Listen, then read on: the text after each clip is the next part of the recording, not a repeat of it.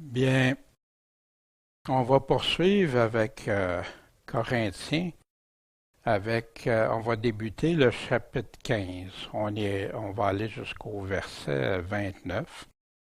Puis, ce chapitre est un chapitre d'excellence sur la résurrection. On va entendre parler de résurrection. Paul va défendre la résurrection. Paul va dénoncer ceux qui ne sont pas, qui sont contre ou parlent contre la résurrection dans l'Église et tout. Puis, qui va nous ramener aussi à notre espérance, à l'espérance du véritable croyant. Et comme verset clé, et si Christ n'est pas ressuscité, votre foi est vaine, et vous êtes encore dans vos péchés. Donc, ceux qui sont morts en Christ sont aussi perdus. Wow! Wow! Puis on va regarder tout ça en se posant nos questions habituelles. Qui dit ça? À qui il dit ça? De quoi il est en train de parler? À quel moment vont se dérouler certaines choses? Comment ça va se produire? Puis pourquoi il dit ça? Puis aussi, le où et le combien qui peuvent nous être utiles à certaines réflexions. Bien, la semaine dernière, si on se rappelle des enseignements de Paul, Paul qui parlait de l'importance de prophétiser, qui était de loin supérieur à toute autre chose pour l'édification de l'Église, qui signifie simplement annoncer ce que Dieu annonce d'avance, ce qui s'en vient pour ceux qui croient, puis qui veulent l'écouter, puis qui veulent le suivre. On se souvient aussi que la prophétie est pour les croyants. Les choses à venir, les preuves, qu'est-ce qui était dit avant, exemple pour Jésus, l'éternité d'un bord ou de l'autre, les promesses, les conséquences, etc., les avertissements sévères de Dieu aussi. Mais ce que prophétiser n'est pas, c'est pas deviner, comme il y en a qui se croient qu'ils devinent des choses. Parler en prenant la place de Dieu, c'est moi, Dieu, qui vous parle. Ajouter à ses paroles, passer par-dessus ses paroles, amoindrir, modifier, tout ça, selon Paul, également mentir, égarer le peuple du Seigneur. Pas il y en a qui le font par intérêt personnel, par pouvoir, par orgueil, par popularité, d'autres par argent, d'autres pour tout ça. Ça, c'est des faux prophètes que Paul nous dit. Puis le plus grand prophète qu'un vrai croyant suit, c'est qui sinon le Fils de Dieu, l'autorité de Dieu, celui qui parle en son nom. Écoutez-le, lui a les véritables paroles de la vie éternelle. C'est le véritable esprit de prophétie pour nous. Le témoignage de Jésus, c'est l'esprit de prophétie que la Bible nous dit. Puis on avait vu aussi la conclusion des chapitres 12 à 14, où Paul parle des dons spirituels, puis qui ramène tout don, c'est pas pour s'enorgueillir, pas pour se sentir moindre qu'un autre, c'est Dieu qui décide à qui il donne. Puis c'est fait pour l'édification de tout le monde. Dans l'amour, parce que sans amour, il n'y a pas rien qui tient, puis tout avec ordre. Puis on avait vu aussi comment tester les prophètes, les critères essentiels pour tester, parce qu'il dit tester les prophètes, vérifier s'ils sont de Dieu, etc. Le vrai, puis le vrai prophète ou les vraies prophéties, puis le faux prophète ou fausse. Puis, qu'est-ce que Dieu dit? Puis, comment identifier? Puis toujours, c'est qui que je suis? Celui qui se déguise en berger ou celui qui suit le berger?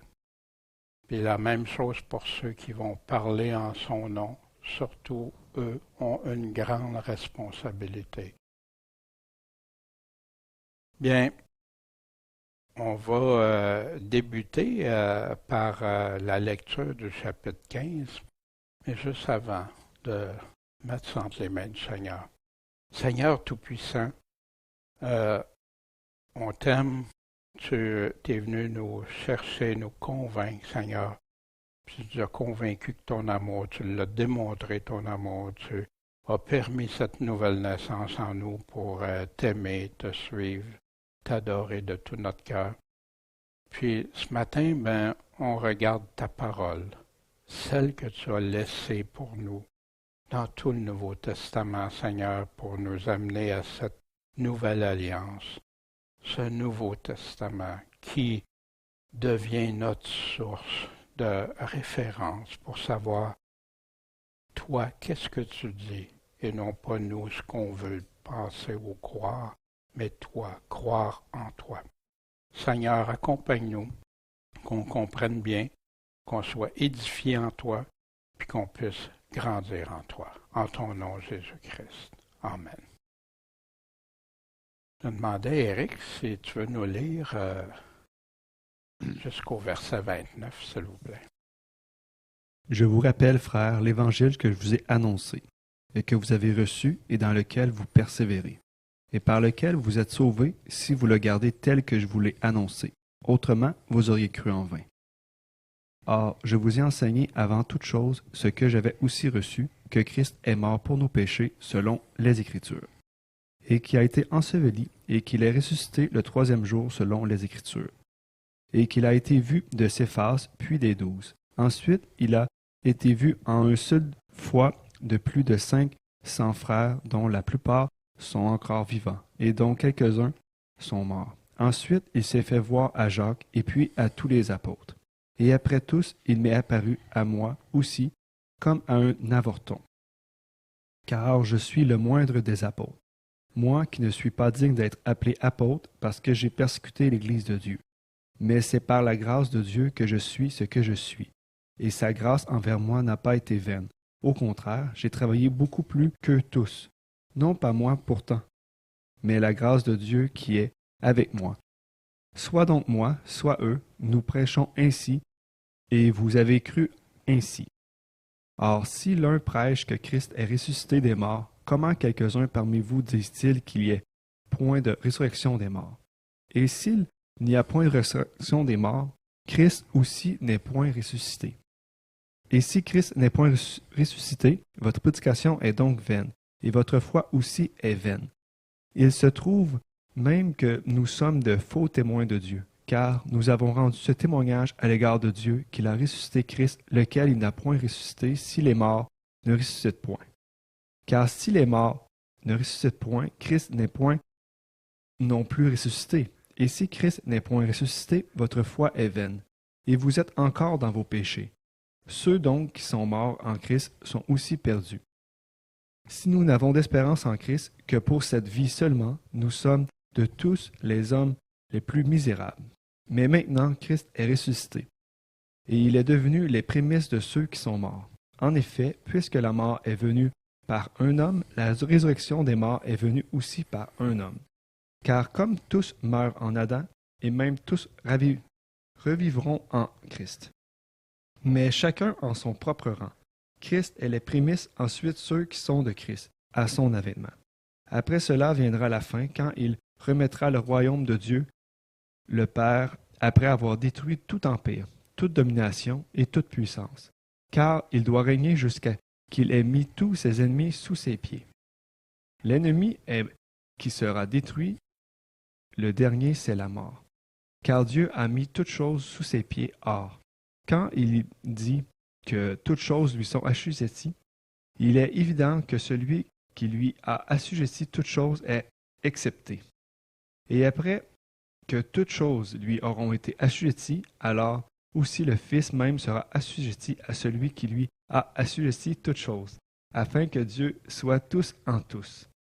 Autrement, que feront ceux qui sont baptisés pour les morts? Si absolument les morts ne ressuscitent point, pourquoi aussi sont-ils baptisés pour les morts? Bien, merci Éric. Et avec cette lecture qui nous donne un portrait d'une partie du chapitre, on va pouvoir aller voir plus en détail. Voici ce que l'apôtre Paul dit. Je vous rappelle, frères, je veux que vous en souveniez, hein, je vais vous le redire, que l'évangile que je vous ai annoncé et que vous avez reçu, je vous ai partagé l'évangile, vous l'avez accepté, vous avez reçu, et dans lequel vous persévérez. L'importance, et c'est un accent que Paul met sur quoi? De persévérer. Dans Proverbe, embrasse l'instruction, ne la lâche pas, garde-la. Pourquoi garder cette instruction qui vient de Dieu? Car c'est ta vie. C'est notre vie à nous, pour les chrétiens, la vie éternelle. Et par lequel vous êtes sauvés, par l'évangile que je vous ai annoncé, vous persévérez, vous restez dedans, demeurez en moi, Jésus-Christ dit. Si vous le gardez comment? Tel que je vous l'ai annoncé.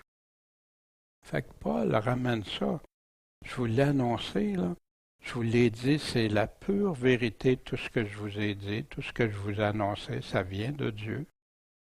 Puis, autrement, si vous ne le gardez pas intact comme je vous l'ai donné, autrement, vous auriez cru en vain. Wow! Vous avez cru pour rien. Vous avez la foi qui vaut rien. Puis Paul va répéter ça dans d'autres choses. Voici, il y en a qui ont commencé à découper des choses dans la parole de Dieu à Corinthe. Et on va voir Paul qui va nous le dire, puis précisément vous donner certains détails. Puis il y en a d'autres qui, au lieu de rester juste dans la parole, se nourrissaient de philosophie, de théologie, même d'Ancien Testament, l'ancienne loi, que pour ça que Paul parle aux Galates aussi, qui rajoute des choses, même qui vient de la Bible. Ah, ça vient de la Bible, oui, parce que Dieu a dit que l'ancien, c'est terminé. On a plein d'exemples dans ça, on a des prophéties, on a plein de choses pour le chrétien, mais pas pour vivre selon la loi de Moïse. C'est terminé sur le sacrifice, c'est Jésus qui l'a fait maintenant. On n'a plus à sacrifier, à faire des choses. Et les Bibles, autrefois, en passant, quand il y avait des mots qui étaient ajoutés juste pour comprendre le texte, juste un mot de liaison, il était en italique ou entre parenthèses, tellement c'était sacré de ne pas ajouter rien. C'est pour faire comprendre la traduction, par exemple en français ou dans d'autres langues. Aujourd'hui, ça, on ne voit même plus ça. On voit tous des mots. Même Michel avait fait l'exercice de regarder dans l'Apocalypse, dans la Bible, la parole vivante, puis il y avait plus de 1000 mots ajoutés qu'on ne savait pas si ça fait partie du texte ou pas, que l'auteur décide de mettre. Quelle tristesse! Autrefois, c'était bien indiqué clairement, juste pour pas qu'on prenne ça. Quand ce n'est pas des paroles de Dieu, soyons prudents. L'homme peut penser, c'est comme dans des versions qui disaient dans l'Apocalypse, au jour du dimanche, que l'apôtre Jean disait dans l'Apocalypse, non, c'est au jour du Seigneur. Mais quelqu'un a pensé, parce que le jour du Seigneur, dans sa tête, voulait dire dimanche, qu'il s'est donné la liberté d'écrire dimanche. Vous êtes sauvés si vous le gardez tel que je vous l'ai annoncé, autrement inutile. Je m'étonne, Paul dit aux Galates, que vous abandonniez si facilement, si vite, si promptement celui qui vous avait appelé à la grâce de Christ pour passer à un autre évangile. Pas qu'il y en ait un autre évangile, mais il y a des gens qui vous troublent, qui veulent pervertir l'évangile de Christ. Entrer des perversions dans son évangile. Mais quand nous-mêmes, Paul, dit ça, là, quand nous-mêmes, les apôtres, là, ou un ange du ciel vous annoncerait un évangile différent que celui qu'on vous a annoncé, qui est déjà fait il y a 2000 ans, il y a des gens qui cherchent plein de révélations nouvelles. Non, c'était déjà là. Jude nous dit la foi qui a été donnée une fois pour toutes, il y a 2000 ans. Il y en a qui cherchent tout. Ils cherchent partout ailleurs, mais pourtant la Bible, ils ont de la difficulté à lire la Bible. Mais ils vont chercher partout ailleurs. Quelle tristesse. Un évangile différent, perverti. Si on vous annoncerait, ou même un ange du ciel, mais oui, témoins de Jéhovah, Mormons, Ellen White avec les Adventistes, tout ça, ils ont tous des anges qui lui ont dit un évangile différent de juste les paroles de Jésus, qui mélangent toutes sortes de choses.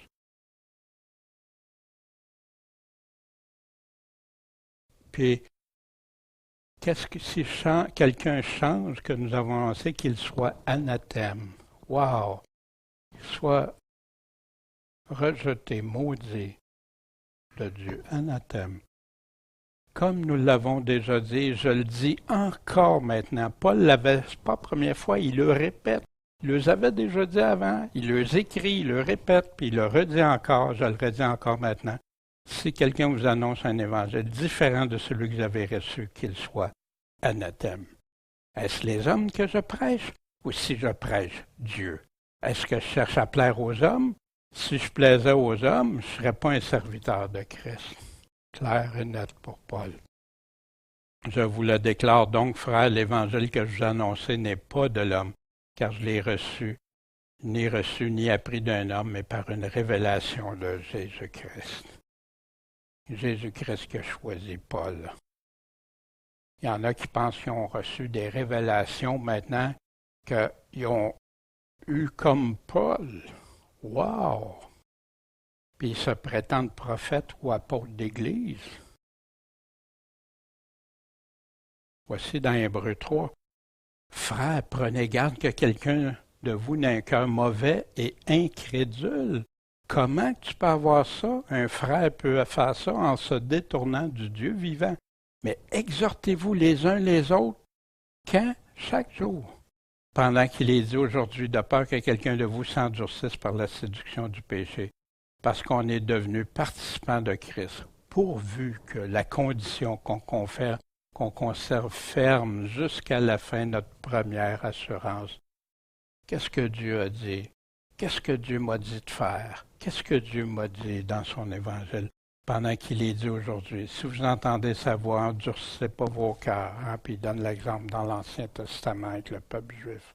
Qu'est-ce qui est arrivé? Au chapitre 2 d'Hébreux, versets 1 à 4, c'est pourquoi il nous faut nous attacher plus fortement aux choses qu'on a entendues. Les choses entendues il y a 2000 ans, de peur que nous périssions. C'est-tu important la Bible? Il y en a qui prennent la Bible et de trop. La Bible est légaliste. Tu parles. Non. Il nous dit, il nous avertit partout dans le Nouveau Testament de rester attachés aux paroles salutaires de Christ. C'est lui qui accorde le salut. Pas ce que les hommes disent que Dieu va faire. Qu'est-ce que Dieu a dit qu'il ferait? Pendant qu'il est dit aujourd'hui, comment on va échapper? Comment on négligerait un si grand salut, premièrement annoncé par le Seigneur, puis qui a été confirmé par ceux qui l'avaient entendu, par les apôtres, puis que Dieu a donné le témoignage des miracles, puis des choses qu'il pouvait faire pour accompagner cette parole-là, pour que les gens croient. Puis en passant, il en parle au passé aussi. Que c'était même plus déjà dans le temps des Hébreux. Présent, ces signes et miracles. Verset 3. Or, je vous ai enseigné, avant toute chose. Il ne dit pas je vous ai enseigné. Il y en a qui prennent ça comme pour l'Évangile, qui enseignent juste sur qu'est-ce qu'il va nous dire dans la mort et la résurrection. Non, avant toute chose. Puis on va voir qu'il va nous dire plein d'autres choses. Or, je vous ai enseigné avant ce que j'avais aussi reçu, que Christ est mort pour nos péchés selon les Écritures. C'est écrit. Et qu'il a été enseveli, qu'il est ressuscité le troisième jour selon les Écritures. Qui a été vu de Pierre, de Céphas, puis des 12. Ensuite, il a été vu en une seule fois de plus de 500 frères, dont la plupart sont encore vivants et dont quelques-uns sont morts. Fait que ça a été confirmé. Puis Paul n'aurait pas pu écrire ça si ces personnes-là qui sont encore vivantes n'auraient pas vu ça. Ça aurait été dévastateur pour la foi, la chrétienté, ça aurait terminé là. Ensuite, il s'est fait voir à Jacques et puis à tous les apôtres. Et après tous, il m'est apparu à moi aussi comme un avorton. Hein? On l'a dans les Actes. Hein? J'ai fait mon premier livre au Théophile sur toutes les choses que Jésus a faites, enseignées depuis le commencement jusqu'au jour qu'il a été élevé. Puis après avoir donné ses ordres par le Saint-Esprit aux apôtres qu'il avait choisis. Puis il s'est montré encore vivant, leur donnant plusieurs preuves, leur apparaissant pendant 40 jours et leur parlant de ce qui regarde le royaume de Dieu. Puis ici, Paul continue, hein? Je suis le moindre des apôtres, moi qui suis pas digne d'être appelé apôtre, appui, colonne de l'édifice de Dieu, parce que j'ai persécuté l'Église de Dieu. Hein? Paul ravageait l'Église, il entrait dans les maisons, puis il traînait de force les hommes, les femmes, puis les jetait en prison. Mais c'est par la grâce de Dieu que je suis ce que je suis. Et sa grâce, sa faveur envers moi n'a pas été vaine. Il m'a accordé sa grâce, sa faveur, mais je n'ai pas laissé ça mourir. Puis au contraire, c'est quoi le contraire? J'ai travaillé beaucoup plus que tous. Le mot travail, œuvrer, faire ce que Dieu, les œuvres que Dieu. Puis non pas moi pourtant, mais la grâce de Dieu qui est avec moi, la faveur de Dieu.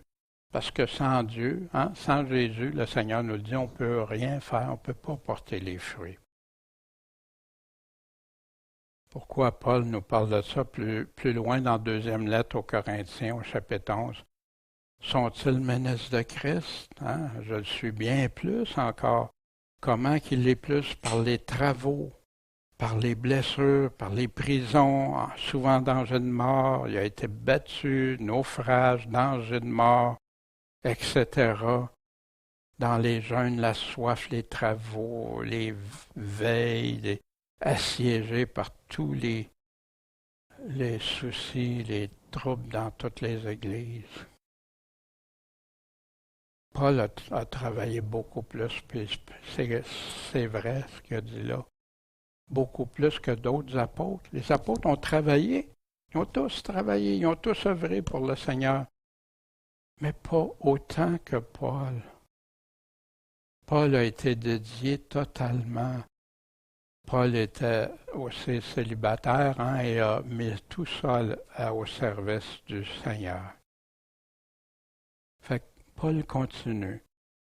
Donc, soit moi ou soit eux, les apôtres, hein, ou à qui Dieu, nous prêchons ainsi. C'est comme ça qu'on a prêché, puis vous avez cru ainsi. On vous a prêché l'évangile droit, puis vous avez cru l'évangile droit. Et si on prêche que Christ est ressuscité des morts, parce que ça en fait partie de l'Évangile, puis c'est pas fini, on va voir d'autres sujets que Paul parle dans l'Évangile. Si on prêche que Christ est ressuscité des morts, comment quelques-uns parmi vous disent-ils qu'il n'y a pas de résurrection des morts? Comment ça peut arriver, ça? Encore un autre problème dans l'Église de Corinthe. Puis il va le démontrer quoi? Que si tu ne crois pas à la résurrection des morts, là, c'est ta foi. Tu n'as pas la foi, là. Puis voici, il y en a qui résistaient à ça. On prêche Christ crucifié, scandale pour les Juifs, puis folie pour les Grecs. Hein, la résurrection, c'était souvent... Puis, quoi jugez-vous incroyable que Dieu ressuscite les morts? Hein? Il y en a qui résistaient beaucoup. On avait des personnes qui étaient contre, qui résistaient à ça, mais que Paul appelait des faux prophètes, ceux qui conduisaient les gens dans la mensonge, l'erreur. S'il n'y a pas de résurrection des morts, Christ aussi n'est pas ressuscité. Réalisez-vous ce que il y en a qui affirment, là? Ce jour-là, hein, on a dans Matthieu 22 les Sadducéens qui disent qu'il n'y a pas de résurrection, sont venus à Jésus, hein? Puis ils ont fait la question, celui qui a eu 7 femmes, tu sais, puis avec le mari de quelle la femme va être finalement. Mais ils ne croyaient pas en résurrection. Qu'est-ce que ça vient d'un mouvement comme ça, hein? Parce qu'il y avait des Juifs dans l'Église aussi. Est-ce que ça vient de gens qui étaient autrefois sadducéens ou de Grecs qui trouvaient que c'était une folie, ça allait trop loin? Mais si tu penses que c'est une folie et ça va trop loin, tu peux-tu dire que tu es chrétien? Non, parce que tout est basé. Timothée aussi, Paul dit à Timothée, il y en a qui se sont détournés de la vérité en disant que la résurrection est déjà arrivée. Wow! Qui renverse la foi, renverser la foi, la croyance. Wow! Comment ils vont avoir à répondre devant Dieu s'ils ne sont pas repentis et corriger leur affaire? Puis si Christ n'est pas ressuscité, notre prédication, là, c'est vain, ça vaut rien. C'est inutile. Mais si notre prédication est inutile, votre foi aussi est vaine. Fait que tout ce que vous croyez, tout ce que vous faites, là, ça sert à quoi? C'est une mascarade.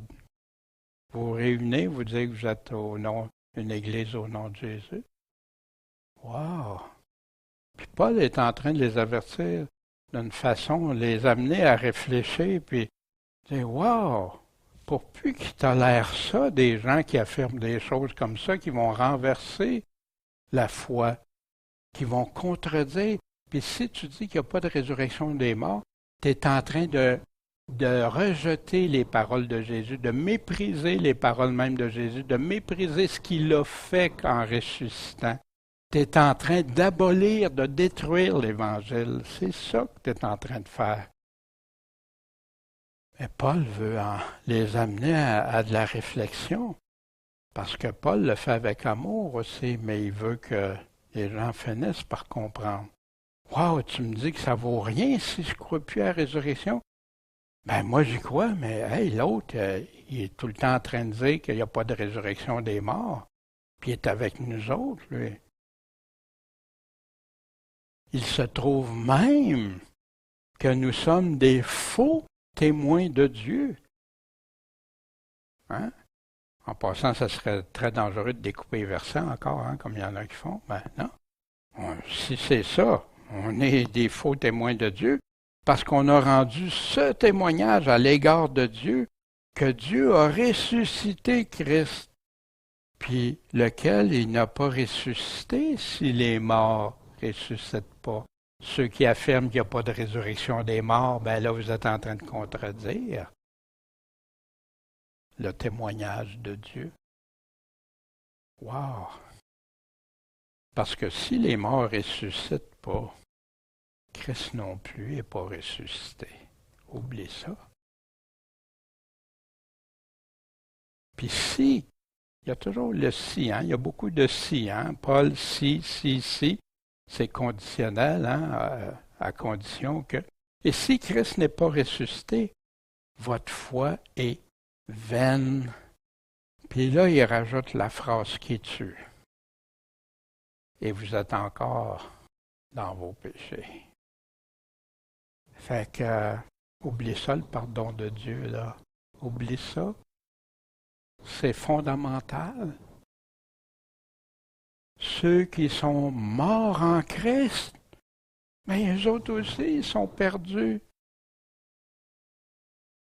Wow! Pas juste moi, en plus, ceux que j'aimais qui sont morts, ceux qui étaient en Jésus-Christ, en passant en Christ, hein? Pas tout le monde. En vain, inutilement, Paul répète ça à plusieurs reprises aux Corinthiens. Il y en a ailleurs, mais ceux-là. Par lequel vous êtes sauvés, si vous le gardez tel que je vous l'ai annoncé. Gardez quoi? L'évangile complet, l'évangile intégral, l'évangile, le Nouveau Testament, cette nouvelle alliance. Marc nous dit début de l'évangile au chapitre 1, verset 1. C'est tout l'évangile de Christ. Vous auriez cru en vain, inutilement. Ça vous sert à rien. Si Christ n'est pas ressuscité, notre prédication est donc vaine, et votre foi aussi est vaine, au verset 14. Si Christ n'est pas ressuscité, votre foi est vaine, et vous êtes encore dans vos péchés. Puis les autres sont perdus, ceux qui sont morts en Christ. Puis voici dans 2 Corinthiens 6, versets 1 et 2, dans la deuxième lettre, il écrit encore. Puisque donc nous travaillons avec Dieu, il parle des apôtres de lui, des apôtres, puis de ceux qui l'accompagnent, nous vous conjurons que ce ne soit pas en vain que vous ayez reçu la grâce de Dieu. Il y en a qui disent c'est impossible un coup que tu as reçu la faveur de Dieu, que pas l'avoir reçu, ils l'ont déjà eu, mais en vain. Faites attention que ça n'arrive pas, ça. Parce que Dieu peut t'accorder la grâce, comme le roi avec l'exemple que Jésus nous donne des 10 000 talents, celui qui devait 10 000 talents. Puis il avait fait grâce, puis après ça, il a enlevé parce qu'il a maltraité les autres. Au lieu d'avoir compris la grâce de Dieu, que c'est pourquoi nous aussi on accorde la grâce, la miséricorde aux autres. Que ce ne soit pas en vain que vous ayez reçu la grâce de Dieu. Parce qu'il dit, je t'ai exaucé au temps favorable, je t'ai secouru au jour du salut. Dieu a fait ça pour nous. Puis là, tu bafoues sa grâce, maintenant que j'ai ça, comme celui avec les 10 000 talents. Voici maintenant le jour du salut. Que ce ne soit pas en vain, inutile. Paul continue. Si on a d'espérance en Christ, que pour cette vie seulement, on est de tous les hommes les plus misérables. Mais oui, parce que je fais plein de choses, j'ai changé ma vie, j'ai aboli les choses même qui que je voulais, ça me plaisait, mais qui déplaisaient à Dieu. J'ai même fait rire de moi, je me suis même fait exclure. On a des frères, là, juste parce qu'ils disent qu'ils croient en Jésus, ce livre-là est rendu illégal dans plus de 50 quelques pays maintenant. Ils sont restreints, considérés des livres hostiles. Puis des frères, des sœurs subissent des graves persécutions, puis il y en a même la mort, juste parce qu'ils gardent leur espérance en Jésus-Christ. Mais ils n'ont pas aimé leur propre vie au lieu de Dieu, parce qu'ils savent que c'est Dieu qui tient leur vie en main. C'est Dieu qui va leur accorder la vie, mais celle qui va durer pour l'éternité. Puis si tu endures tout ça, tu es misérable. Pierre nous dit ici, béni soit le Dieu, Père de notre Seigneur Jésus-Christ, qui selon sa grande miséricorde nous a fait renaître, revivre, nouvelle naissance. Pourquoi? Pour une espérance vivante par la résurrection de Jésus-Christ d'entre les morts. Fait que si tu ne crois pas à la résurrection des morts, mais il dit pourquoi? Pour un héritage incorruptible, sans tache, inaltérable et réservé dans les cieux pour nous, qui dans la puissance de Dieu sommes gardés par la foi. Gardés par la foi. La foi, sans la foi, c'est impossible de plaire à Dieu. Puis on doit rester dans la foi, demeurer dans la foi, gardés par la foi. Parce que si tu abandonnes la foi, tu ne peux plus être gardé par Dieu pour le salut qui est prêt à être manifesté dans les derniers temps. En cela, vous vous réjouissez, quoique vous soyez maintenant attristés pour un peu de temps par diverses épreuves, puisqu'il le faut. Pierre qui écrivait ça dans le temps de Néron. Mais vous n'êtes pas les plus misérables, parce que maintenant, Christ est ressuscité. Laissez faire ça, tous ces mensonges qu'il n'y a pas de résurrection. Maintenant, Christ est ressuscité. Il est devenu les prémices de ceux qui sont morts. Les prémices, les premiers fruits, le premier. Le premier en tout, dans Colossiens chapitre 1, verset 13. Il nous a délivrés de la puissance des ténèbres, nous a fait passer dans le royaume de son Fils bien-aimé. On a la rédemption par son sang, la rémission des péchés. C'est lui qui est l'image du Dieu invisible, le premier-né de toutes les créatures. C'est en lui qu'ont été créées toutes choses dans les cieux, sur la terre, visibles, invisibles, les trônes, les dominations, principautés, puissances. Tout a été créé par lui, pour lui. Il est avant toutes choses et toutes choses subsistent par lui. Ça, c'est Jésus-Christ, notre Sauveur, ton Sauveur, le mien. C'est lui. C'est lui à qui on va répondre, en qui on peut se confier, qui va nous accorder la vie éternelle, le royaume.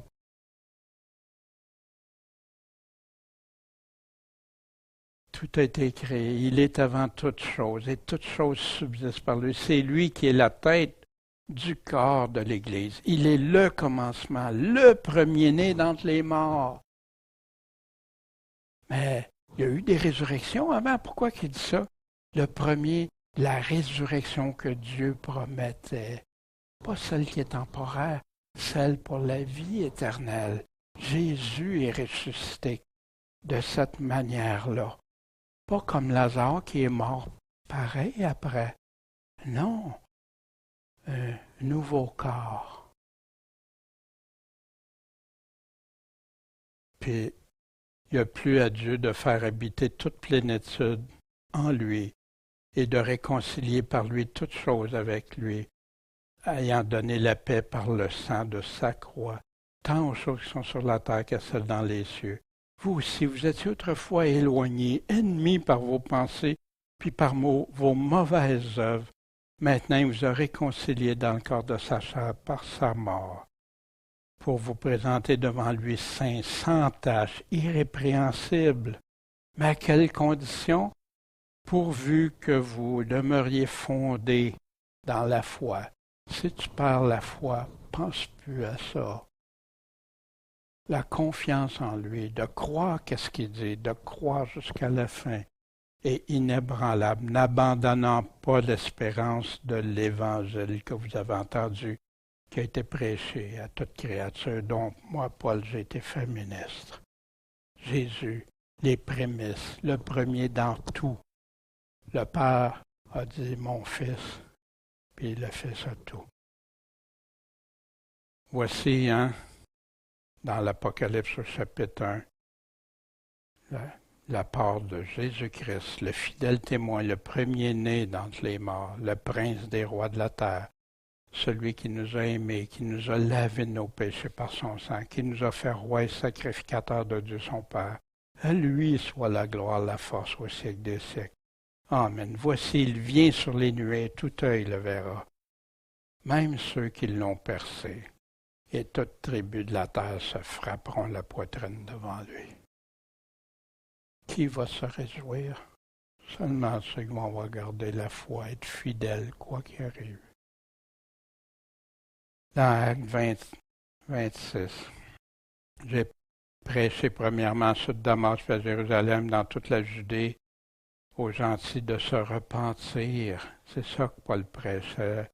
De se convertir à Dieu en faisant des œuvres dignes de la repentance.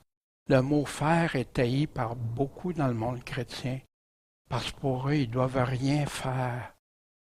Mais Jésus nous dit quoi faire, doit faire. il nous dit parce que tu n'as pas fait ça ou parce que tu as fait ça. C'est rempli dans le Nouveau Testament. Mais quelqu'un est arrivé parce que l'Église catholique imposait beaucoup d'œuvres et faisait des choses.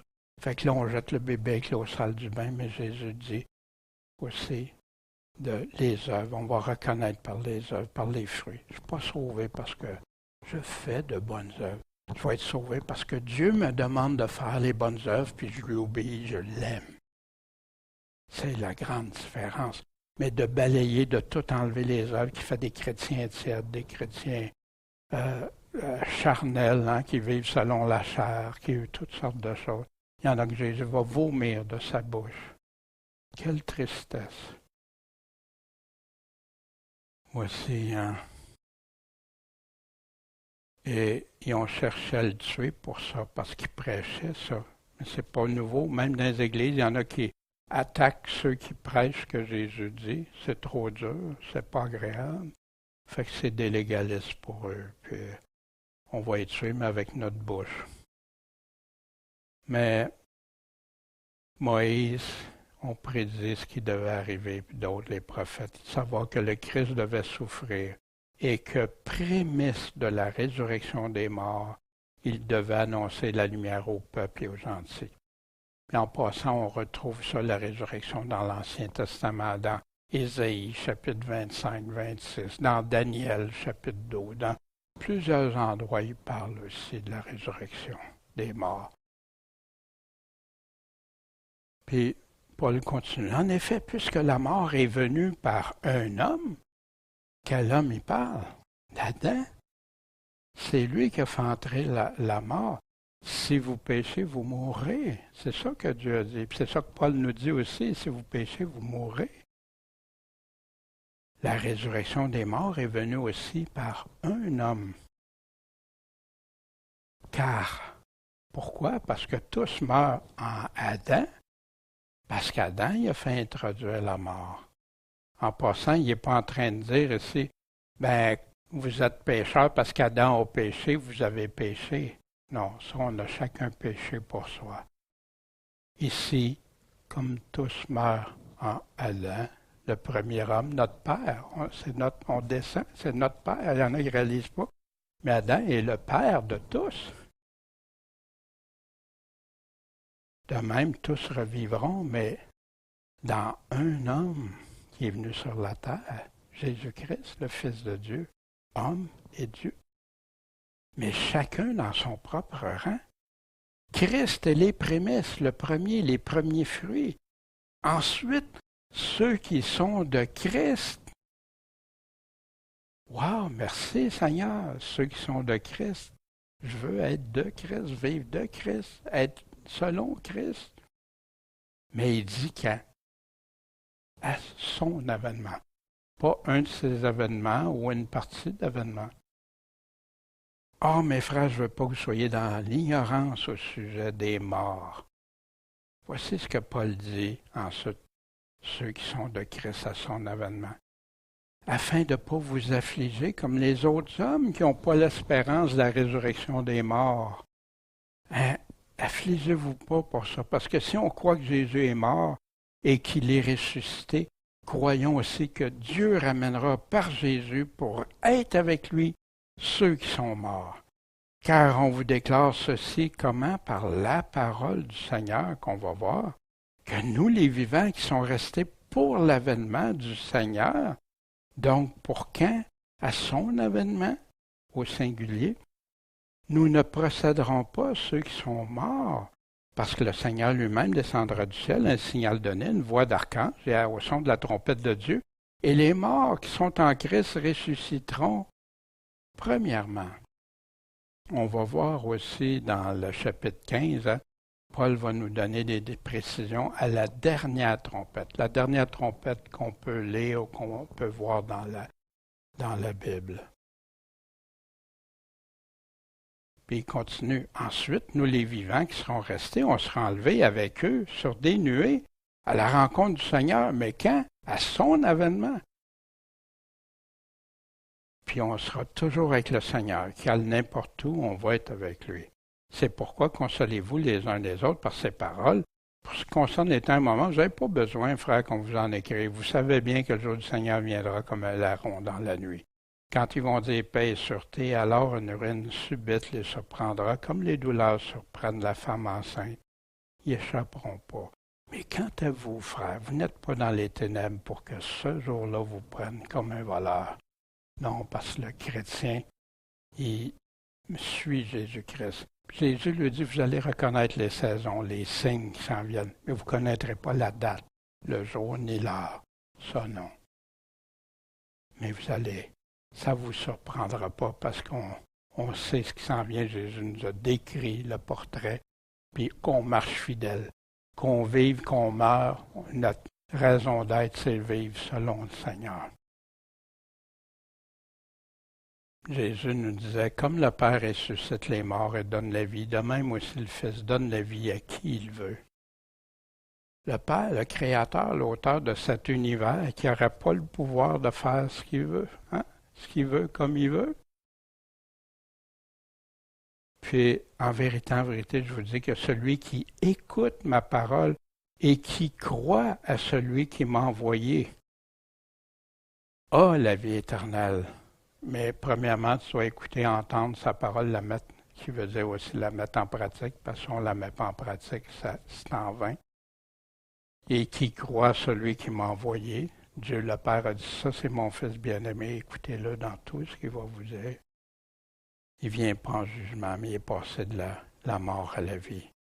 En vérité, je vous le dis, le temps s'en vient, il est déjà venu, que les morts entendront la voix du Fils de Dieu, et que ceux qui l'auront entendu vivront. Puis là, il continue, le Père a la vie en lui-même, comme il m'a donné le pouvoir aussi, puis il a aussi le pouvoir d'exercer le jugement, parce qu'il est le Fils de l'homme. Soyez pas surpris de ça, car l'heure vient que tous ceux qui sont dans les sépulcres vont entendre sa voix. Il y en a qui vont être très surpris, hein? Et sortiront, mais pas les chrétiens. Et sortiront, savoir ceux qui auront bien fait en résurrection de vie et ceux qui auront mal fait en résurrection de condamnation. Le bien et le mal encore qui est partout dans le Nouveau Testament. Hein, Paul qui nous dit aussi, on va voir ça plus en détail dans les semaines à venir, pour ce qui regarde l'avènement de notre Seigneur et notre réunion avec lui, donc notre rassemblement avec lui. On n'est pas avec lui avant d'être ensemble. Hein? Ben pour ça, de ne pas se laisser ébranler facilement dans nos pensées, de ne pas se laisser troubler par des gens qui ont une inspiration, une parole ou une lettre qu'on dirait venir de nous, comme si le jour de Christ était proche. Non, il faut que tout se réalise ce que Jésus a dit avant.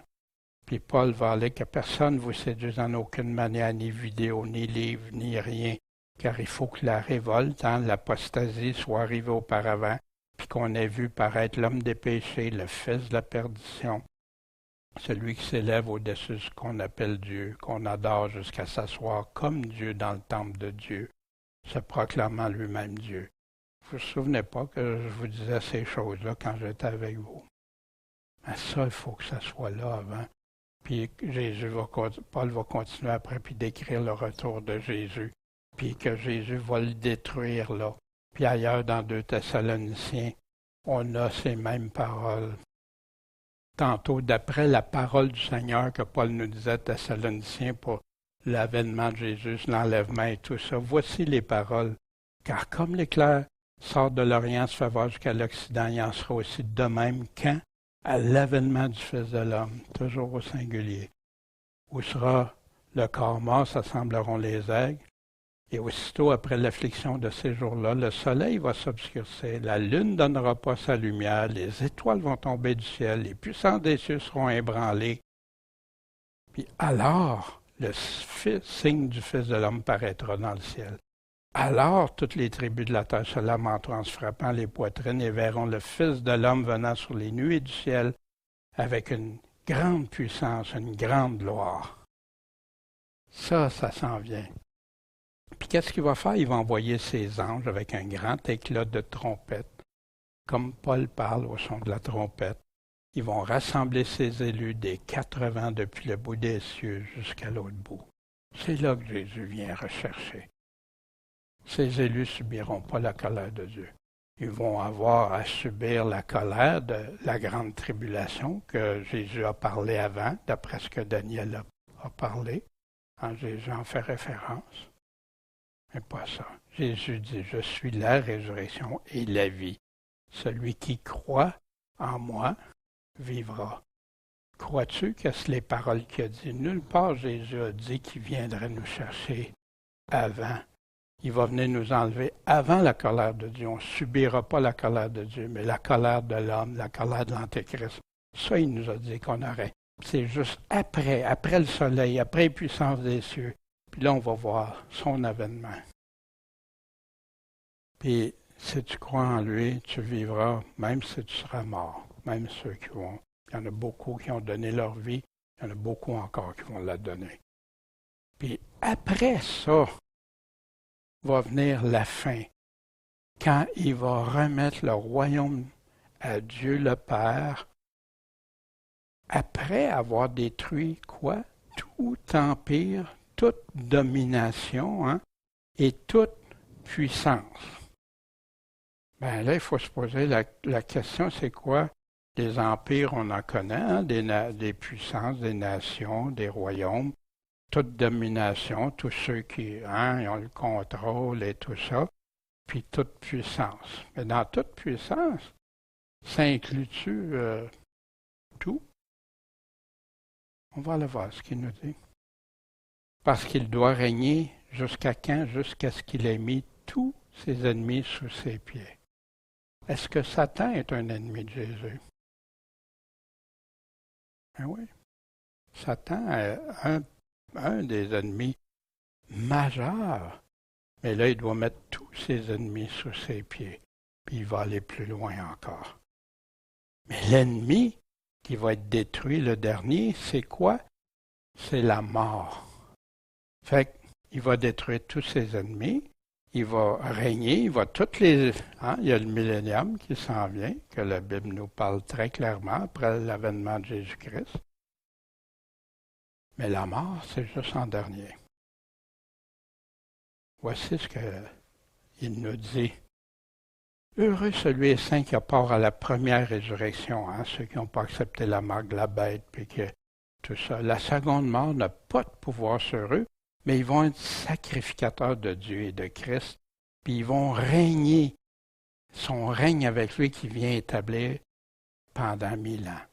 Puis au bout des 1000 ans, Satan va être délivré parce qu'il avait été mis enchaîné.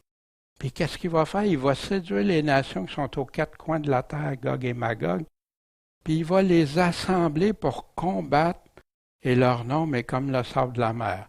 Dieu va permettre que sur la terre, pendant que Jésus va être régné, qu'il n'y ait personne qui puisse être influencé par le malin. Le choix de l'homme. Mais les générations vont se refaire, même le jeune avec le loup, l'agneau, puis tout ça. C'est pas dans le ciel, ça, il nous dit, c'est pendant les plein de promesses qui étaient faites au peuple d'Israël aussi, puis qui doivent se tenir pendant le millénium. Puis ils ne mourront pas quand ils sont rendus dans l'éternité, mais le plus jeune, celui qui mourra à 100 ans, sera considéré plus jeune. Fait que c'est pas dans le ciel, c'est pas dans l'éternité, dans la nouvelle terre, nouveaux cieux. Puis il va assembler pour combattre. Puis ils ont monté sur la surface de la terre, puis ont environné le camp des saints et de la cité bien-aimée. Mais un feu dévorant de Dieu descendit du ciel et les dévora.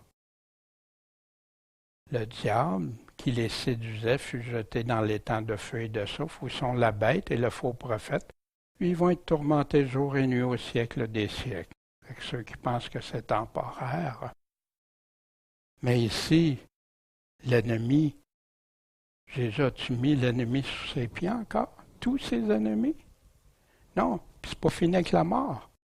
Ça, on va voir quand la mort va être détruite. C'est pour ça qu'on doit faire attention. Beaucoup vont dans des interprétations, mais sans regarder tout l'ensemble de la parole. Qu'est-ce qu'il nous dit? Comme il nous le dit, qu'est-ce qui va arriver? Fait que là, le Satan l'a émis. C'est l'avant-dernier ennemi. Puis je vis un grand trône blanc, celui qui était assis, la terre et le ciel s'enfuirent devant sa face, et leur place se trouvait plus. Je vis aussi les morts, grands et petits, qui se tenaient devant Dieu. Des livres furent ouverts. On ouvrit aussi un autre livre, qui est le livre de vie. Et les morts furent jugés selon leurs œuvres et d'après ce qui était écrit dans les livres. Puis la mer rendit les morts qu'elle contenait. La mort et l'enfer. La mort, l'enfer, hein, on l'avait bien vu, c'est séjour des morts qui est traduit malheureusement des fois par le mot enfer qui a mis de la confusion, puis même avec le lac de feu, dans les temps de feu. Fait que la mort, puis le séjour des morts, ça va être détruit. Ça va être jeté dans le lac de feu. C'est là la seconde mort. Puis quiconque ne fut pas trouvé écrit dans le livre de vie fut jeté dans l'étang de feu. Ça, c'est la règle que Dieu a donnée. La mort, quand est-ce qu'elle va être détruite? La mort et le séjour des morts va être jeté dans le lac de feu. À quel moment ça se trouve, ça? Ça se trouve au grand trône, au jugement du grand trône blanc. C'est là. Fait que Paul nous a donné, quand il parlait d'Évangile, il nous a donné plein de choses, dont ça aussi, mais qu'on ne doit pas garder isolé, on doit regarder qu'est-ce que la Bible est en train de nous dire. Parce qu'il y en a plusieurs qui prêchaient, bien là, Jésus il a détruit la mort à la résurrection quand il revient nous chercher, la première résurrection. Mais il ne dit pas qu'il a détruit la mort. La mort existe encore. Elle va exister dans le millénium aussi. Fait que soyons prudents. Puis, car Dieu a mis toutes choses sous ses pieds. Or, quand il dit que toutes choses lui sont assujetties, tout est assujetti au Seigneur. Il est évident que celui qui lui a assujetti toutes choses est accepté. Même Jésus, le Fils de Dieu, il est soumis. Il est soumis à qui? Au Père. Fait que nous, l'homme, on ne voudrait pas être soumis à personne. Et après que toutes choses lui auront été assujetties, un coup que Jésus va avoir fini son règne, le règne qui est venu faire, qui était promis, alors le Fils même sera assujetti à celui qui lui a assujetti toutes choses, afin que Dieu soit tout en tous. Puis on a des passages dans la fin là, aussi quand on va être avec Dieu dans le temple de Dieu, dans la Nouvelle Jérusalem, etc. Puis là, Paul arrive avec un argument ici. Moi qui me suis gratté la tête longtemps, puis j'ai entendu toutes sortes de choses. Autrement, que feront ceux qui sont baptisés pour les morts? Hein? Je peux me faire baptiser pour les morts?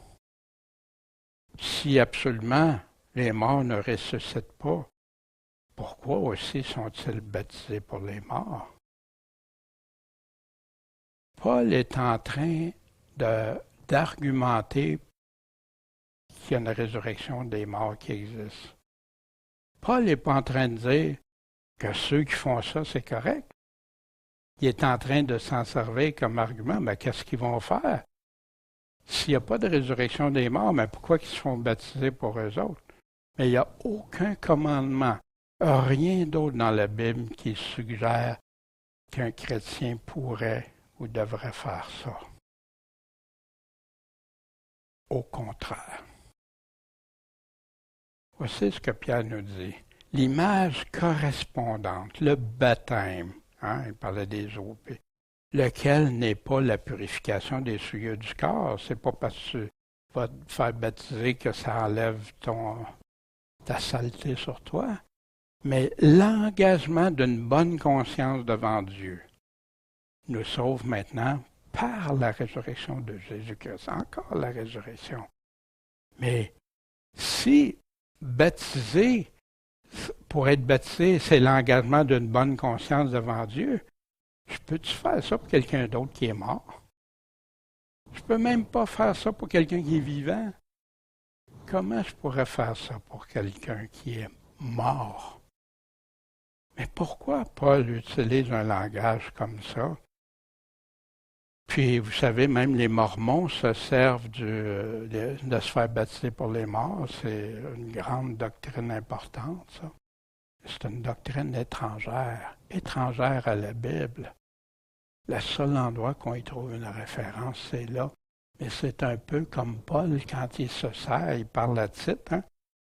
Puis il dit, quelqu'un d'entre eux, le propre prophète a dit, les Crétois sont toujours menteurs, de méchantes bêtes, des ventres paresseux. Mais Paul est en train de citer un fait, il est en train de citer quelque chose, mais Paul est en train de dire, si on intègre ça, hein, ça va être la parole de Dieu, ça? Non, il se sert d'un fait, il est en train de faire la démonstration, une démonstration. Fait que pour moi, maintenant, ce passage-là ne m'est plus... Hein? Puis comme Pierre dit, des fois, Paul utilise des choses difficiles, des fois, à comprendre, puis il y en a qui... non, parce que si ça aurait été important, on aurait trouvé ça dans l'Évangile de Jésus-Christ, on aurait trouvé ça dans les lettres, les autres lettres de Paul, ou au moins des apôtres, hein, ou Pierre, Jacques, Jude. Rien de ça. Fait que Paul l'utilise dans son argumentation, regardez, pour faire réfléchir les cas. Puis qu'est-ce qu'ils vont faire? S'il n'y a pas de résurrection, ça sert. T'sais? Mais c'est dans ce sens-là, en tout cas, que moi je le vois plus clairement aujourd'hui. Paul confronte. Si Jésus n'est pas ressuscité, la preuve de Dieu est bafouée, anéantie, c'est des faux témoins. S'il n'y a pas de résurrection, la foi est inutile. Les morts ne ressuscitent pas, Jésus non plus ne ressuscite pas. C'est un faux évangile, faux prophète. Si tu donnes un évangile différent, quelque chose qui n'est pas tel qui a été donné, on est des plus misérables s'il n'y a pas de résurrection. S'il n'y a pas de résurrection, ça veut dire que notre évangile, tout s'écroule.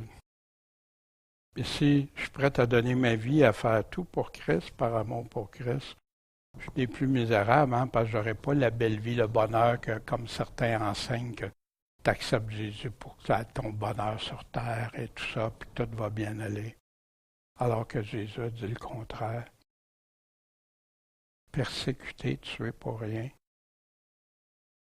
Tu veux-tu décourager un chrétien qui est en train de subir des choses?